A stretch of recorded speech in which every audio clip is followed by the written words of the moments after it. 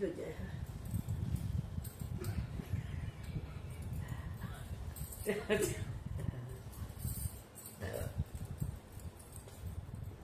मैं रेखा Pandey YouTube channel पर सभी का स्वागत, अभिनंदन एवं वंदन करती हूँ। आज एक बहुत ही सुंदर, बहुत ही दर्द भरा गीत लेके आई हूँ। पति पत्नी का वियोग बहुत ही प्यारा गीत है। पति किसी बहाने, चाहे गुस्से में या किसी बहाने या कमाने के बहाने, किसी बहाने दूर हो जाता है तो पत्नी को कितना तकलीफ होता है, हम इस सोहर गीत के माध्यम से आप लोगों को सुनाने चल रहे हैं। पति पत्नी का वियोग बहुत ही दर्द भरा गीत है। आप लोग इसे पूरा सुनिएगा, बीच में मत छोड़िएगा और कमेंट बॉक्स में जरूर बताइएगा कि ये गीत कैसा लगा। पिया मोर बगिया घोड़ाए नी जामुनी लगाए नी जामुनी लगाए नी हो बहिनी जामुनी भैया हरत पिया खरिहान सोई राजा खरिहान सोई हो बहिनी जामुनी भैया तैयारत पिया खरिहान सोई राजा खरिहान सोई हो। चारी महीना कर पेटवात धनिया बिसुरत धनिया बिसुरई हो बहिनी कवने बहाने पियावते नैन भरी देखी नैन भरी देखी हो बहिनी कवने बहाने पियावते नैन भरी देखी नैन भरी देखी हो।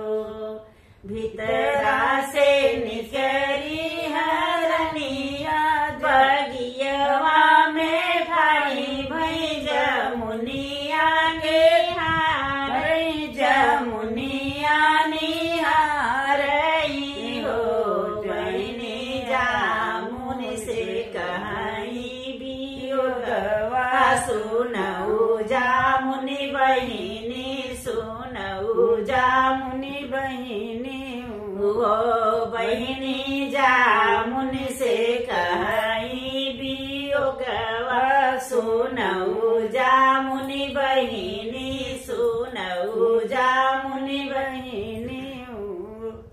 अरे अरे काली जमुनिया तू फरी लटकी जात्यू फरी लटकी जात्यू हो जामुनि तोह के तोड़न पियावते नैन भरी देखी नैन भरी देखी हो जामुनि तोह के तोड़न पियावते नैन भरी देखी नैन भरी देखी हो। अरे अरे काली जमुनिया त फरी लटकी गई फरी लटकी गई हो पिया भेजी दी है खटी का छोकड़वाय पन नाही आए पुन नाही आए नी हो राजा भेजी दी है खटी का छोकड़वाय पन नाही आए अपन नाही आए नी।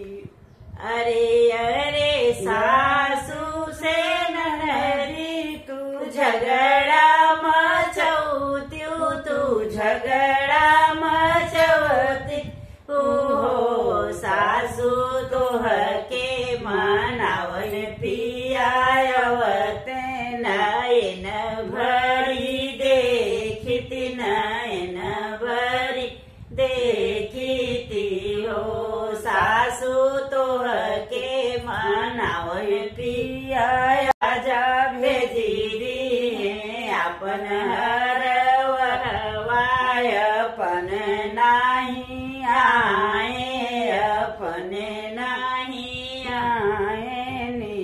अरे अरे गोपी के होरिलवा तू मुरवा में जनमत मुरवा में जनमे होरिला मुरवा पूजन रैया है नैन भरी देखबै नैन भरी देखबै हो होरिला मुरवा पूजन रैया है नैन भरी देखबै नैन भरी देखबै हो।